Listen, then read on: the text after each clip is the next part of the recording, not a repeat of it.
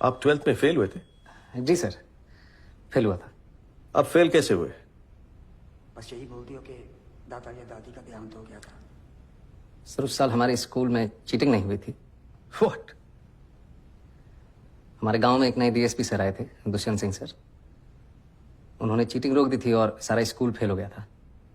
Cheating रोक दी? This is guy for real? आपने चीटिंग के बारे में क्यों बताया? आप झूठ भी बोल सकते थे। मेरा मन नहीं माना मैम कि एक चीटिंग छुपाने के लिए दूसरी चीटिंग करूं। फिर चीटिंग की ही क्यों? मैम पता ही नहीं था कि चीटिंग गलत बात है।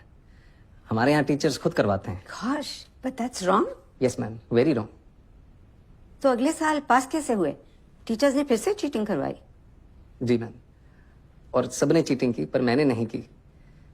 अगर चीटिंग करता तो 10th की तरफ फर्स्ट डिवीजन आती। बड़ी जल्दी विचार बदल गया आपके।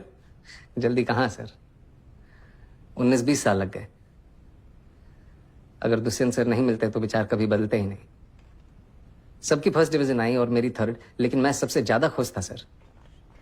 उस दिन समझ आया कि ईमानदारी की थर्ड डिवीजन बेईमानी के फर्स्ट डिवीजन से कहीं ज्यादा खुशी देती है। Teachers helping cheat.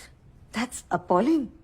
मैम हमारे प्रिंसिपल साहब इसे जमी जमाई व्यवस्था कहते हैं, और ये जो व्यवस्था है ये कभी खत्म नहीं होगी, हमेशा चलती रहेगी। Why do you say that? क्योंकि मैम कोई इसे बदलना ही नहीं चाहता। जिसके पास पावर है वो पावर कभी छोड़ना ही नहीं चाहता। गरीब अगर अनपढ़ रहेगा तभी तो भेड़ बकरियों की तरह इन नेताओं के इशारों पे चलता रहेगा। और सभी जानते हैं कि यही अनपढ़ लोग इनका वोट बैंक हैं जो धर्म और जात के नाम पे वोट देते आए हैं। इसलिए डॉक्टर अंबेडकर ने 1942 में कहा था, एजुकेट, एजिटेट एंड ऑर्गेनाइज। अब जनता अगर पढ़ लिख गई तो नेताओं के लिए बड़ी समस्या हो जाएगी। नहीं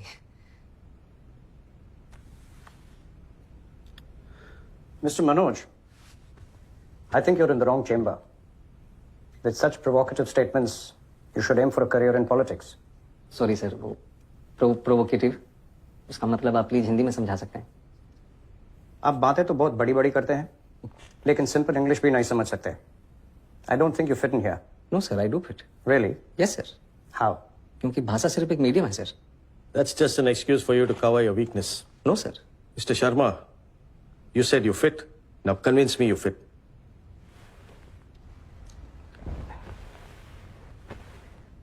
थोड़ा पानी पी सकता हूँ प्लीज? Go ahead.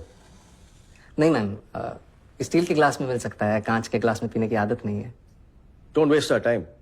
पानी साफ है ना?